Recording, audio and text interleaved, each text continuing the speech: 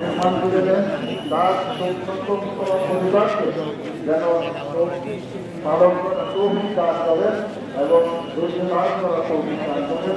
আলহামদুলিল্লাহ। এই পর্যায়ে আমাদের সামনে আলোচনা রাখবেন এলাকার অত্যন্ত জনপ্রিয় নেতা আমার মনে হতেছিলেন খুব সংক্ষিপ্ত।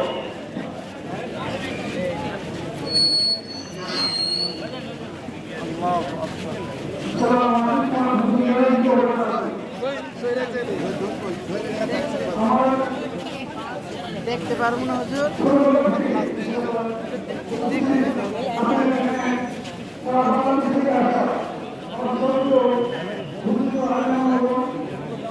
না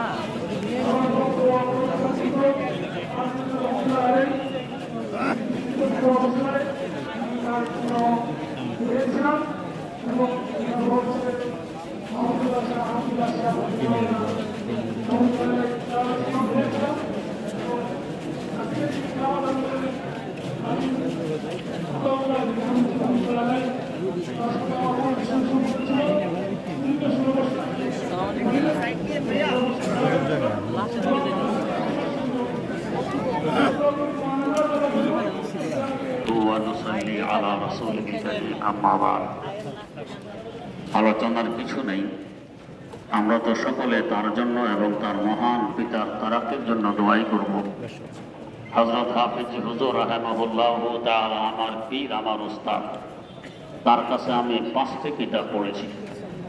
যাই হোক, হুজুরের প্রতিষ্ঠিত এই প্রতিষ্ঠান যাতে ক্ষতিগ্রস্ত না হয় এই জন্য আমরা সকলে দোয়া করব এবং তাদের আখিরাতে উচ্চ মর্যাদার জন্য আমরা সকলে দোয়া করব। আল্লাহ রাব্বুল আলামিন আমাদেরকে তৌফিক দান করুন। আলহামদুলিল্লাহ ওয়া সালামু আলা ইবাদিল্লাহিল মুস্তাফা আম্মা বা'দ। কাল পর্যন্ত আমাদের মাঝে জীবিত ছিলেন, আজকে আমাদের কাছে রয়েছে সবাইকে সবাই জমিয়ে ক্রিয়া করার তৌফিক দান করুন। রব্বুল আলামিন আমাদের আল্লাহ আমাদের হুজুর দিদিকে একামতে দিন এর জন্য আন্দোলন করেছেন, সংগ্রাম করেছেন, আল্লাহ রাসূল দমন করেছেন, সাহাবায়ে কেরাম করেছেন। যদি শক্তি রাখবে আমাদের জান্নাতে যেতে হয় তাহলে আজকে গুলশানের আকাবেরের একটা পূরন্ত ফুল জড়ে গেছে। আমরা সেই জন্য সবাই আল্লাহর দরবারে দোয়া করি উনি এবং আমাদের যত আকাবের বা মুসলমান সবাই নাম করে আল্লাহ সবাইকে জন্মগ্রহণ নসিব করে। আমি যখনই হাদিস দেখতাম আমার কাছে মনে হতো কোনো একজন খেলাফতের চিহ্ন, যে খেলাফতের আন্দোলনটা শুরু করে দিয়েছিলেন হযরত মাওলানা মুহাম্মদুল্লাহ হাফিজ। বাংলাদেশের দরকার রাজনীতি লাভ দিয়ে দিয়েছিলেন মুহাম্মদুল্লাহ হাফিজ। আজকে হাফিজ রহমাতুল্লাহ খানদানের একটা সদস্য এবং তার সুবত যারা প্রত্যেকটি এলাকাগুলি খেলাফত প্রতিষ্ঠার আন্দোলনের একটা নিশানা, একটা চিহ্ন। আমি সেই এতটুকুই বলবো, আমি দোয়া চাই, আমার জন্য দোয়া চাই এবং খেলাফত আন্দোলন যাতে হাফিজ রহমাতুল্লাহ যেভাবে রেখে দিয়েছিলেন সেইভাবে আবার মাঠে ময়দানে জাগ্রত হতে পারে দোয়া করবেন।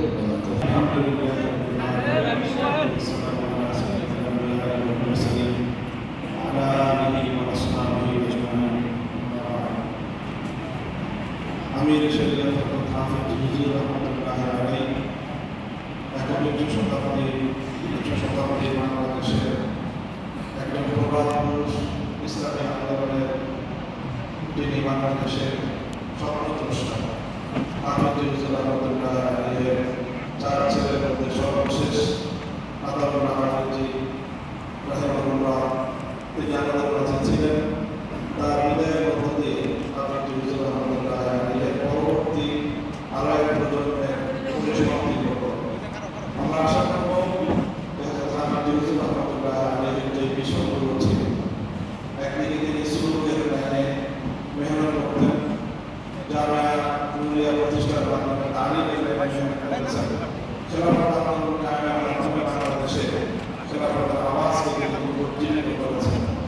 এই প্রতিটি কাজ হাফিজ রহমতুল্লাহ আলাইহির তৃতীয় প্রজন্ম তারা সুশৃঙ্খলভাবে সম্মিলিতভাবে সমঝোতার মাধ্যমে সুন্দরভাবে পরিচালনা করবেন।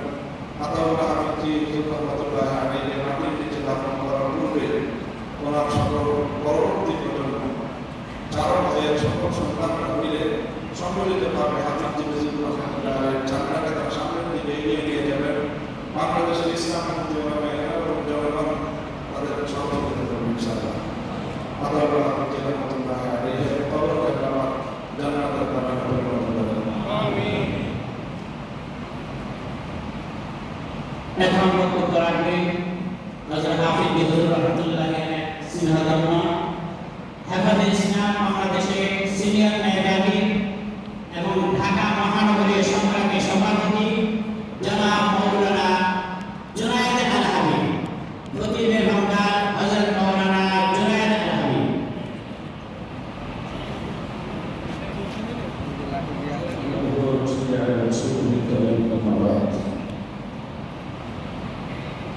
أعوذ بالله من الشيطان الرجيم بسم الله الرحمن الرحيم كل نفس ذائقة الموت صدق الله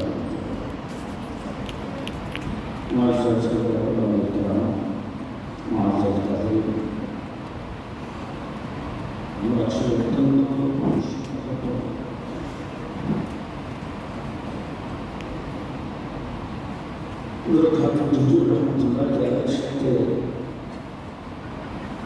বাংলাদেশের একমাত্র তৃতীয় পর্যন্ত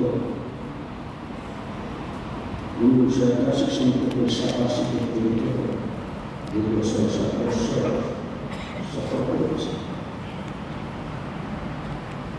আপনি যদি যখন চলে গেলেন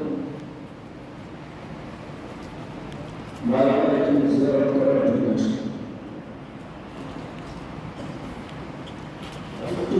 কবর জিয়ারত করে ওখানে যায় যখন যে যারা দেখা যেত সেটা আপত্তি করে যারা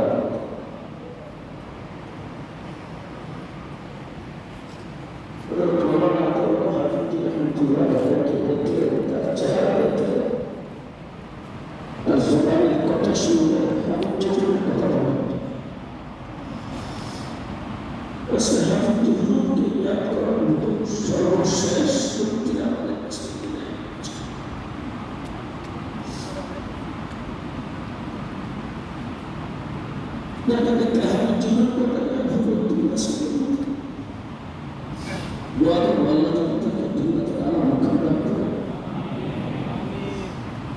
আজকে আমরা যে অত্যাচার নির্যাতন করেছি,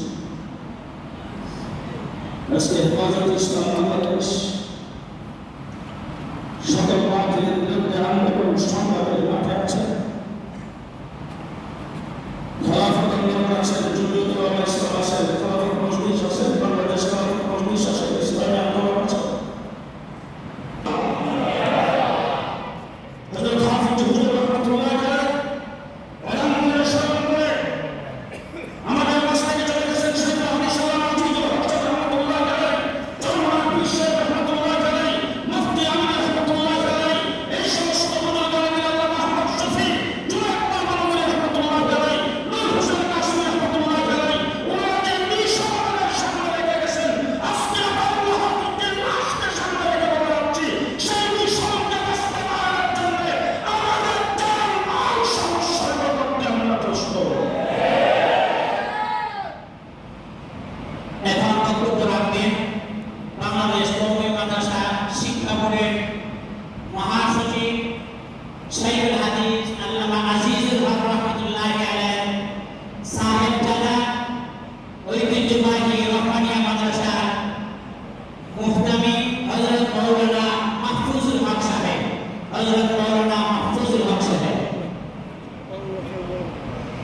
আলহামদুলিল্লাহ রাব্বিল আলামিন ওয়াসসালাতু ওয়াসসালামু আলা সাইয়্যিদিল মুরসালিন ওয়া আলা আলিহি ওয়া আসহাবিহি আজমাইন।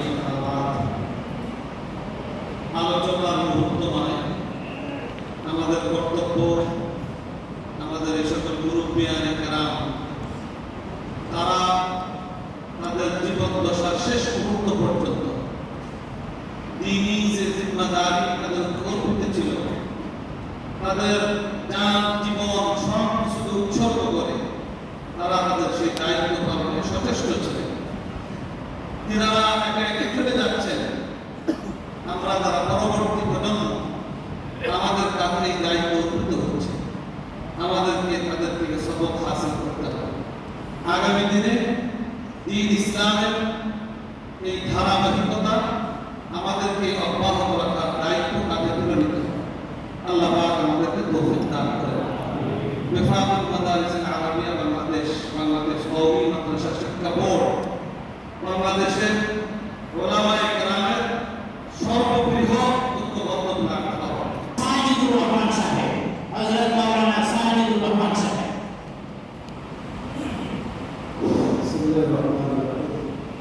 আলহামদুলিল্লাহ রাব্বিল আলামিন ওয়াসসালাতু ওয়াসসালামু আলা রাসূলিল মুরসালিন। আল্লাহ তাআলার কাছে দোয়া করি হযরতকে মাগফিরাত দান করুন, জান্নাতের আলা মাকাম দান করুন। ওনার সমস্ত আমাদের গুরু, ওনার আত্মীয় স্বজন সবাইকে সম্বোধন দান করুন। আল্লাহ আমাদেরকে ওনাদের সুন্দর করে সংরক্ষণ কমিটির সভাপতি মাঠে মুজাহিদ হযরত মাওলানা আব্দুল হাকিম পীর সাহেব প্রদত্ত।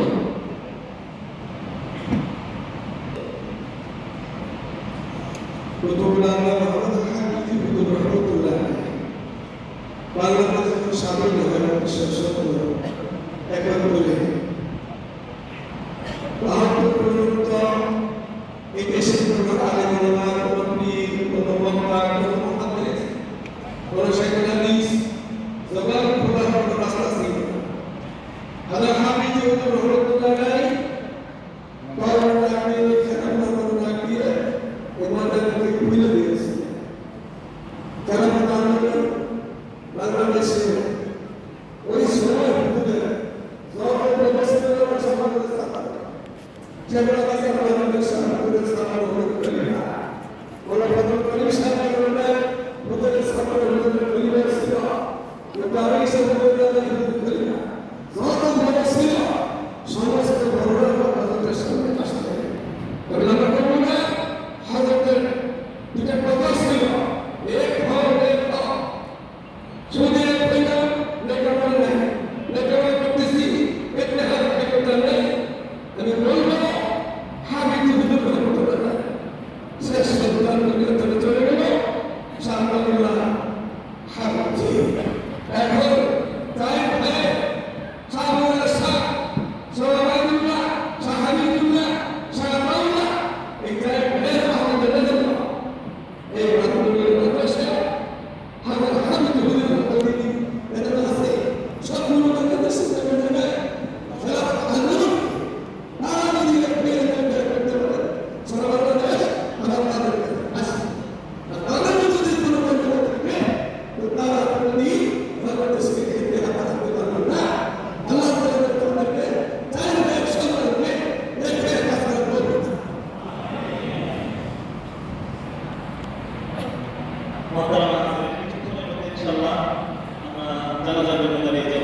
অনেকেই এখানে উপস্থিত রয়েছে। আপনারা জানেন আজকে প্রায় বাংলাদেশের শীর্ষ সকল ওলামায়ে কেরাম একত্রিত হয়েছে, উপস্থিত রয়েছেন, কিন্তু সময়ের অভাবে আমরা আমাদেরকে আলোচনা করতে দিতে পারিনি। উপস্থিত রয়েছেন হাফিজ হুজুর রহমাতুল্লাহ আলাইহির অন্যতম খলিফা শেখুল হাদিস আল্লামা সুলাইমান নোমানী সাহেব, উপস্থিত আছেন হাফিজ হুজুরের আরেক খলিফা হযরত মাওলানা হেলালুদ্দিন সাহেব, উপস্থিত আছেন হযরত মাওলানা মুহাম্মদ আলী সাহেব, জামাত ইসলাম ঢাকা মহানগর সভাপতি নুরুল ইসলাম বুলবুল সাহেব, হেফাজত ইসলামের সাধারণ সম্পাদক মাওলানা বশিরুল্লাহ সাহেব, মাওলানা আবু তাহের জিহাদি সাহেব, মুফতি শারাফত সাহেব, অধ্যক্ষ অধ্যাপক মাওলানা আব্দুল করিম সাহেব, জমিয়ত উলামা ইসলামিক নেতা হযরত মাওলানা নাজমুল হাসান সাহেব, উপস্থিত রয়েছেন মুফতি আসিফুল হক সাহেব, উপস্থিত রয়েছেন নিজাম ইসলামিক পার্টির সিনিয়র নায়েবে আমির মাওলানা আব্দুল মজিদ আনসারী সাহেব সহ আরো অনেকে। আমি আন্তরিকভাবে দুঃখ প্রকাশ করছি আপনাদেরকে সময় দিতে পারিনি। এখন পরিবারের পক্ষ থেকে আপনাদের সামনে আলোচনা রাখবেন জামিয়া নূরিয়ার শিক্ষা সচিব এবং খেলাফত আন্দোলনের মহাসচিব মাওলানা হাবিবুল্লাহ মিরাজি সাহেব। আসসালামু আলাইকুম ওয়া রাহমাতুল্লাহি ওয়া বারাকাতুহু।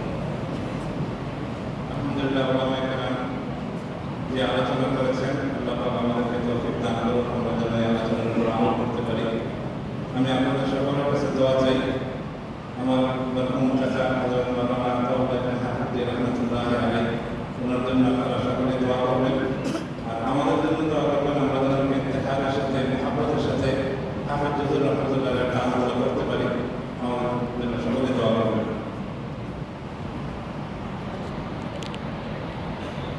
সর্বশেষ হযরত ঈসা খানজাদা এবং জামাতা এখন আমাদের সামনে হযরতের একমাত্র জামাতা মাওলানা মুসা বিন ইসহাক সাহেব। মুসা বিন ইসহাক সাহেব আমাদের সামনে।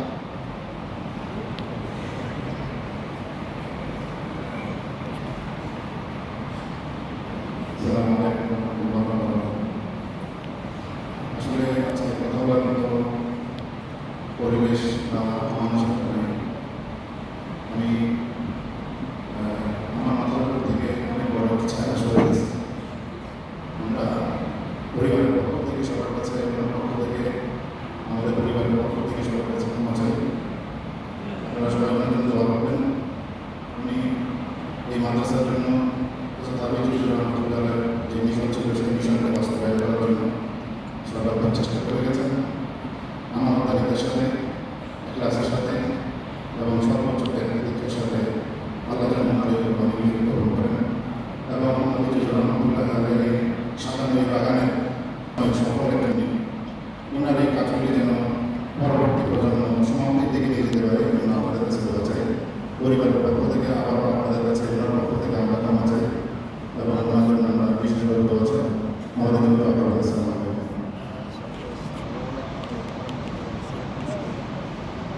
আপনাদের সকলের কাছে দোয়া চাই। হাফিজ হুজুর রহমাতুল্লাহ আলাইহি কাসিদা হযরত মাওলানা ফারুক আহমদ সাহেব হুজুর উপস্থিত আছেন এবং দোয়া চেয়েছেন আপনাদের কাছে।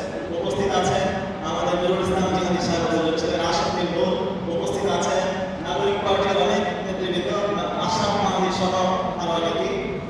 এখন আমাদের সামনে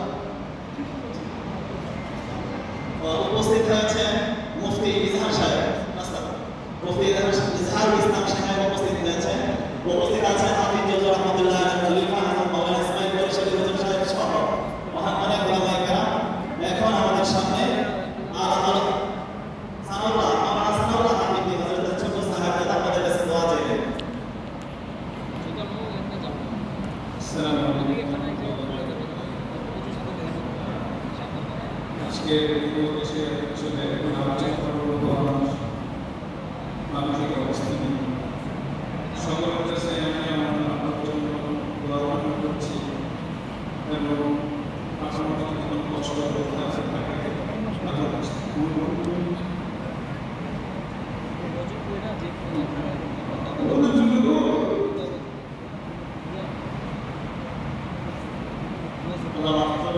উপস্থিত আছেন জনাব আতিকুর রহমান আলম সাহেব, নারায়ণগঞ্জ টিআইবি মসজিদের খতিব হযরত মাওলানা আব্দুল ওয়াহাব সাহেব। এখন আমাদের সামনে আপনাদের সামনে দোয়া চাইবেন হযরতের বড় সাহেবজাদা মাওলানা হাফেজ মাওলানা মাহমুদুল্লাহ।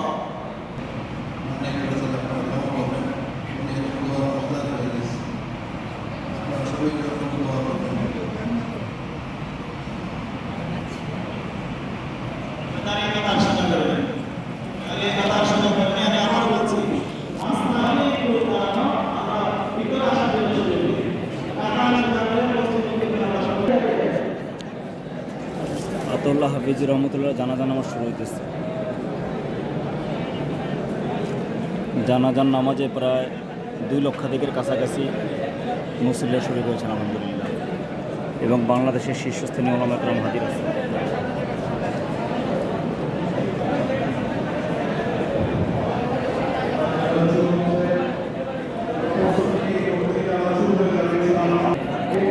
মোহাম্মদ সেলিম মোল্লা তৃতীয় মাত্রা।